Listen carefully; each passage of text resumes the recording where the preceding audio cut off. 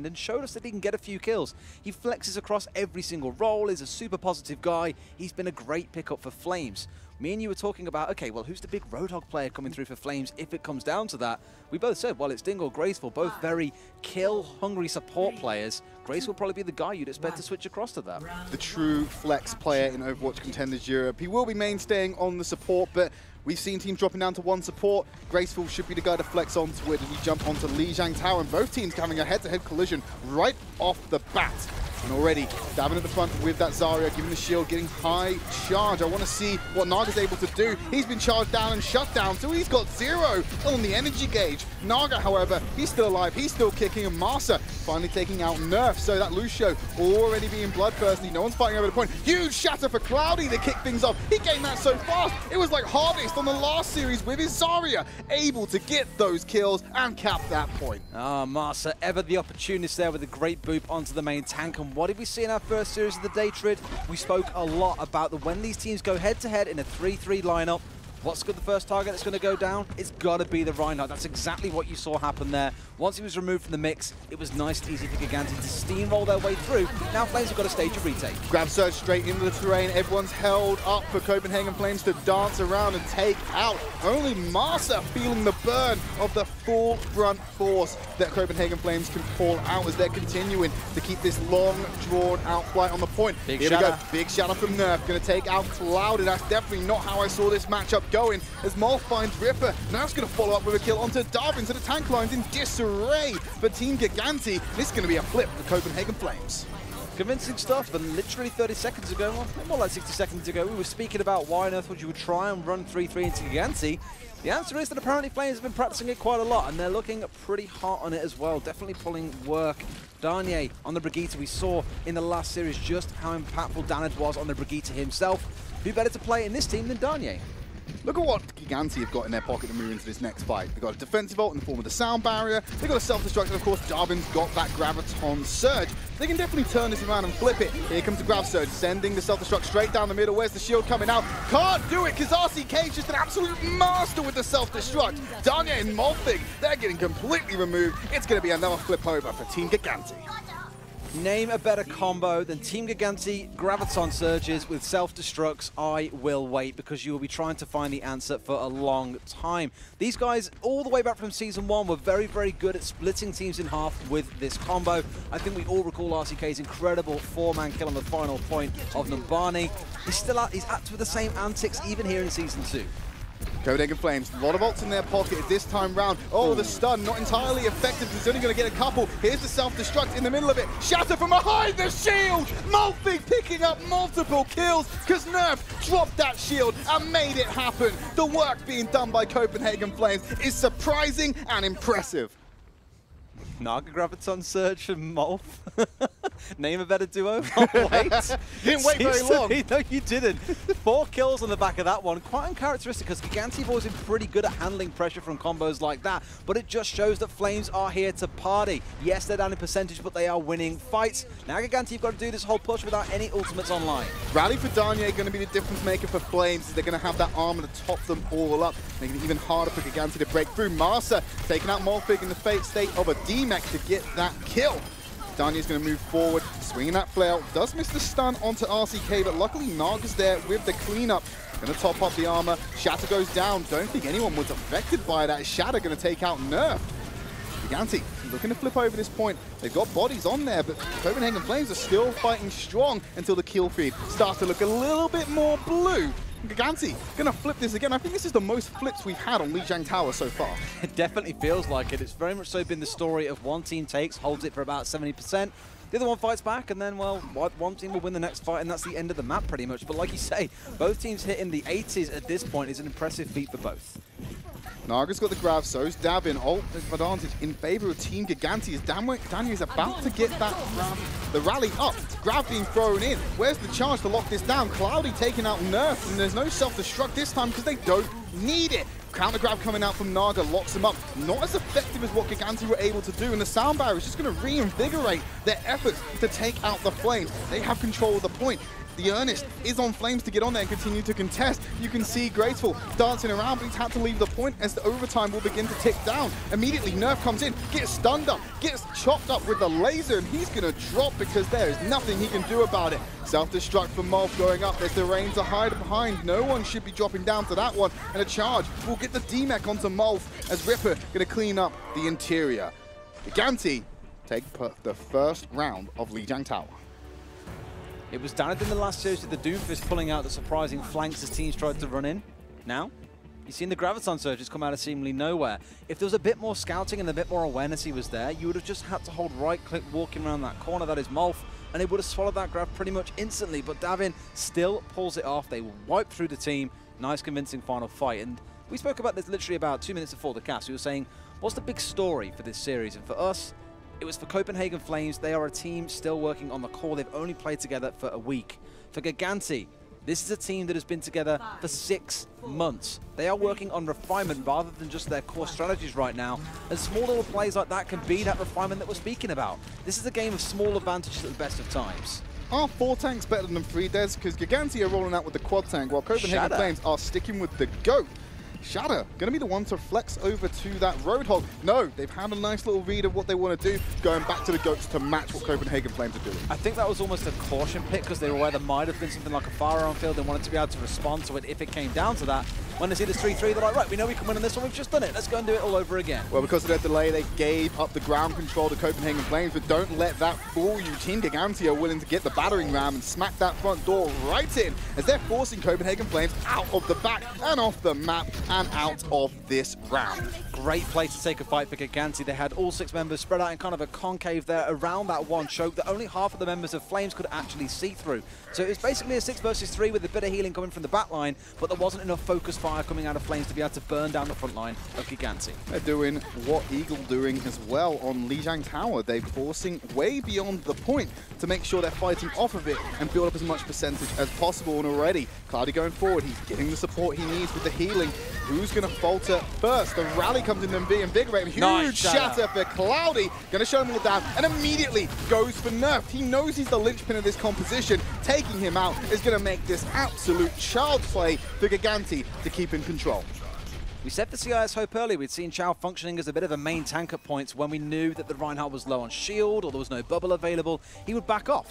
We saw exactly the same thing coming out of Gigantti there. Cloudy, he was bubbled very early on, but as soon as he was down and that bubble was no longer available, he stepped back and Davin stepped forward to soak some of that damage. He's going for the same sneaky play again, Tridd.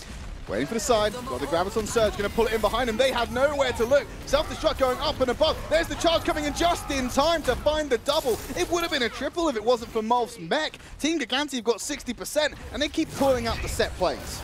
And every single time, Cloudy seems to be the master of landing these charges onto a Reinhardt. I know it's not that hard when they're locked in the middle of a Grav Surge and can't move, but it's very easy to catch a support or someone else who might be near them at that time, but they're making it work consistently. This is their bread and butter combo trip. We should start calling it the Gigantti because they do it every single round. Well, it's Giga something, the energy they're putting into this one.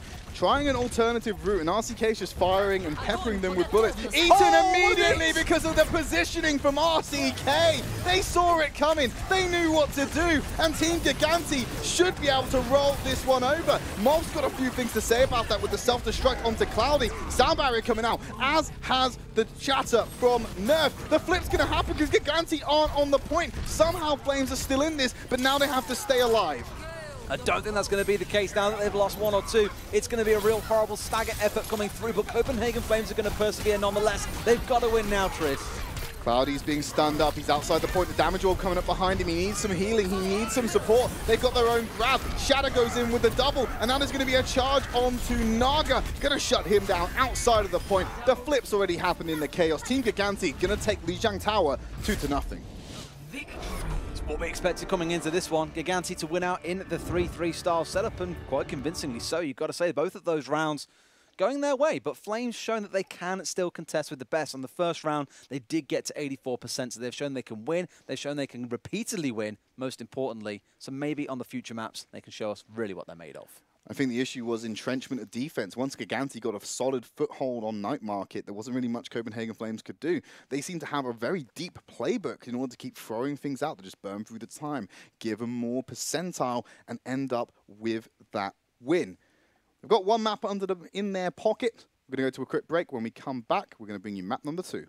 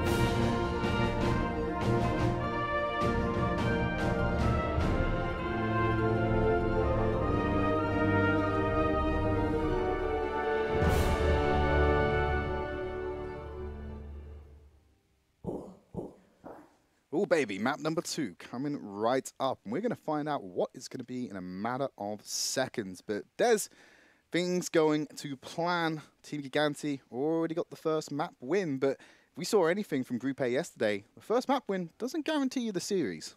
So often, in fact, all of yesterday's games ended 3-1. And so I think twice in 2 of those series, we saw it come down to the case where it was win first map, lose the rest of the series. It's kind of a curse. Now, I'm not suggesting that Gigantti are about to lose the next 3 maps because they did come into this as favourites. They're looking incredibly strong. Again, last season's finalists. They've kept up their form. Even with the Shadow pickup as well, we even said they're looking a lot more scary as things stand. He was on Brigitte for most of that last map. So now maybe we move on to a different map. It's going to be moving on to King's Row. We get to see him play something else. Or they just keep on rolling the 3-3, going for those dragon combos, though. Definitely what I expect. So you're likely going to see him on Hanzo here.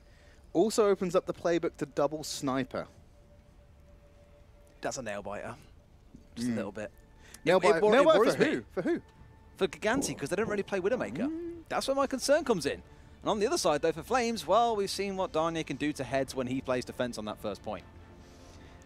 Let's see if he can pull out the same thing. And already, Gigantti, on the defense, they're going to run with the double sniper. Darwin and Shadow with the Hanzo, with the Widowmaker.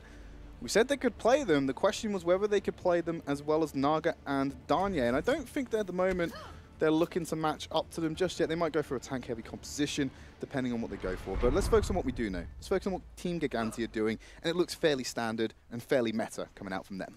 It does. And to be honest with you, we haven't seen Darwin even play Widowmaker, even briefly. We've seen him play it like maybe in 2 or 3 games where he's played in it for probably 1 round and then switched off again.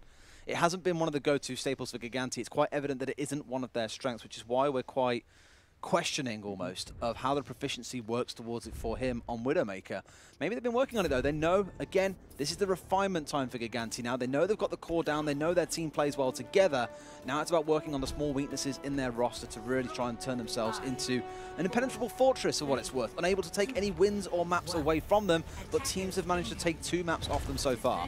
They want to match him with the mirror, so they're going exactly the same as you'd expect Gigantti to do so. Already Darwin claiming the life of Naga, so starting to muddy the waters of the expectations we had for this matchup coming in. Easy res though.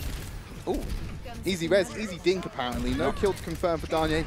but will get some damage and force a brief respite for Copenhagen Flames to move forward. Playing around Mondata there on the point, forcing the relocation from Team Gigantti. And you can see Darwin playing very far back with this line of sight. RCK picking up a double onto Molf and Nerf, so that tanked away for Copenhagen Flames, originally from Singularity, arguably falling down, and Gigantti not going to be pushed over just yet. Yeah, Nerf playing far too deep there. He's pushing a nice pick off from Shadow, but Nerf playing all the way into the back corner there, pretty much solo. Yes, he had some backup coming through from Molf, but it was just a bit too deep. You didn't really have the healers behind you, never going to be able to survive for too long, and you saw Cloud drop down along with RCK, and they just melted through them. Most interestingly, RCK is now with the one to flex over to the Zarya because Davin is the one opting to play on this Widowmaker.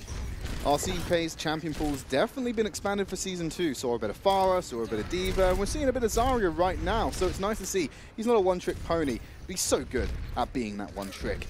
As you love to remind me every single week. My god, I love that man. You love all of these men. Oh, that's very true. Darwin going around the top in the angle, already clocked out by Danye, so going to back off. RCK still getting kills on the ground, so this is less about the snipers for Gigantti and more about the groundwork that their tanks are putting in as they're gaining control over territory, and the snipers are just a distraction to enable that. We keep on speaking about the supports for Gigantti, and you can see why, because Ripper is literally ripping heads off here on the Zenyatta as well. It's like having a third DPS set up on the side. If you ignore him for too long, he's literally going to tear you to pieces. And even when they manage to get the pick up onto someone like Cloudy, Flames are still being pushed back. Copenhagen Flames looking to go for the hotel. That's a very low Zarya to deal with. Protected barrier coming in at the right time. So they're keeping him out of the flank angle. Dragon Strike available. They might want to catch an isolated Reinhardt here by sending it through. So they're going to keep him locked out of the tunnel. Naga finally taking down RCK. Follows up onto Marsa. They have ground control, and that charge gets denied by Nerf's hammer. Copenhagen Flames going to move into the payload section of this map. Nice. The Dragon Strike, even though it didn't really net any kills, it was all about splitting the team. They had one or two members left on the other side, on the right side of the map where the point was. All the others were restricted to the other side, so it was basically a cleanup operation for Flames. Yes, it took them a while to get through, but they've managed to make it work. Now they're going to switch out their comp, and I think for the first time ever, we're going to see Naga picking up the D.Va. Not what I'd expect from him, but we can roll with that. We're going to go for the free kill position on Copenhagen Flames, so he'll take over D.Va responsibilities. Meanwhile, Team Gigantti, they're sticking with what they got. They got 4 ultimates in the pocket, not worth changing it up. I wonder if that would change if they start to lose the fights. Graviton Surge nice. Going in immediately. Transcendence comes out. I think that's a damage boosted Dragon Strike. It's just going to be countered out by the Transcendence. Now it's time for a grab of their own. Darwin's got the sightline to pick off the stragglers, but the fight on the ground has been fruitless for both teams. Territory still being pushed on by Copenhagen Flames. Earthshatter coming out. Who's going to be falling victim to that as Molf takes out Cloudy with the Zarya. Naga going for the 1v1 with Ripper. He's doing a good job of defense matrix thing, but the support comes in from Marsa, not to leave him out to dry. Oh, a nice swing from the head, but it's going to be Ding who takes out Ripper. Davin spent so much time trying to pin down Graceful on the Ana, and by the way, he's charged his ultimate ridiculously quick. They're about to have the Nano online if it comes down to it. Drop that onto Nerf, let him run riot in the enemy team by swinging away, and they should be able to clear this one out. We very rarely see Ana. It seems to be a bit of a British hurricane, especially with Bucket picking it up. Clearly Graceful saying, you know what, I do literally play everything, and I'm going to show you how. Dragon Strike gonna get eaten, doesn't come through the map at all on that one as Darwin starts to pop head. Molf gonna be the recipient of that nano boost, that relatively high charge.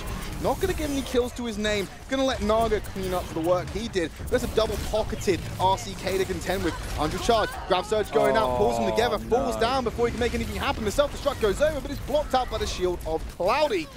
Looks like Team Gigantti have halted Copenhagen Flames right at the brink of getting that final point. Molf burning out the Graviton Surge as well. I won't lie, I'm not 100% sure where it went. There was no D.Va to eat it, but it did not land where he intended, which was basically right in front of him on the point, and it was a very, very easy cleanup. Gigantti, at least for now, stand firm. They're about to have 6 ultimates come online as well, and we've seen what teams can do when they start rotating these ults around, Tridd. If they're fast enough to get Shatter that Dragon Strike before Ding can get the final few percentage, then they're going to be able to get themselves a nice combo and a nice wipe. Darwin going to mix it up by going for the Junkrat. So there's the Grab Surge, Dragon Strike coming out. Ding has the Transcendence. I'm not going to be able to pop it in time. That's a nice cleanup for Shatter 2K as he gets all the members of Copenhagen Flames. Only Naga going to limp away after RCK gets the D-Mech. Yeah, so Davin switching over to the Junkrat. It was Nil who played it almost exclusively for them last season. Davin got relegated to playing Zarya duty. This time round, though, with no nil, obviously with RCK choosing to opt to go towards the Zarya, Shadow playing the Hanzo, someone else has got to pick it up, and it's going to be Darwin. Didn't have an opportunity to shine in the Graviton search because Shadow was being greedy and took all the kills for himself, but we know how fast Junkrat can charge that ultimate. He should be having a nice Riptide to show us in a couple of seconds. Ding, charging off the right click, moves around with the speed from Graceful, pulls out a preemptive Transcendence to guide his team into this next fight. Gonna be matched out. There's a shatter from Cloudy, multi-man but no kills. Molt just saving his life with the protective barrier. He's in the air, he hasn't got control of his movement. Shadow's on the hunt with that bow. He's going medieval on them as he moves around the corner, but like medieval times, he doesn't have the best of accuracy. And Dingy managed to trade off and pick off Davin on the retreat, so that actual chase down by Gigantti turned into a 1-1 trade in the end. Davin will still be around though, he'll have his Tyre up very, very soon, and we've seen what Tyres can do in terms of completely halting attacks in their tread, or in their... What's the word I'm looking for here, Tridd? I don't know, in their stead. In their stead, that's the magic one. Anyway, also magic coming out, another combo coming out of Gigantti. Shadow doing his best, he assembled the Dragon Balls, he summoned Shenron and he sent it straight for Copenhagen Flames. Gonna lock him out of this one with 2 seconds left on the clock. Only a Tracer to stall out. It's not looking like Copenhagen Flames will meet the Foundry section of this map. That is insane. RCK and Shadow brought that combo out 3 times in the street phase, almost exclusively in the same place as well. That's magical work, and we saw Hardest for Eagle Gaming earlier on, pulling off a lot of quick Graviton surge charges. Turns out RCK can do it just as quick. Now it's time for the Gigantti offense, and we kind of tout Gigantti as this team who likes to go and do a little bit of a detour on these maps, especially on their point A offenses. And I'm going to mention it like I did yesterday, the LA Gladiators strategy, which I think they took out the Gigantti playbook, is an option here for them to do. I don't know if they have the Widowmaker capacity to force out a similar reaction that Shawford did, but I still think they're going to take a backwards path with this one as they usually do. Be interesting to see what they employ. These are the guys who in the past, Hollywood always being their big signature map for pulling out crazy full circle strats and catching the enemy team off guard. As it stands, it's going to be Flames, obviously rocking defense first. They're looking to go towards a pretty standard setup for these guys. I'm kind of surprised by no Hanzo, but I think the fact they've got Ding on side, they don't want to be relying on 3 air quote snipers, because these days Hanzo is more of a machine gunist than he is a sniper.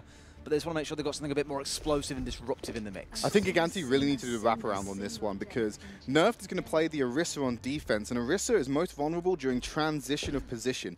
So what they like to do when they wrap around the back is obviously take away the high ground and the fortifications that this team likes to use. Forcing them to move onto the point early could cause chaos for the tank line. I almost want to hope that RCK is being serious with the Orisa, but we know it's Davin that plays the Orisa. That might not be the case, but we've seen these guys pull out some interesting strats already on things like Volskaya. Or maybe he's just...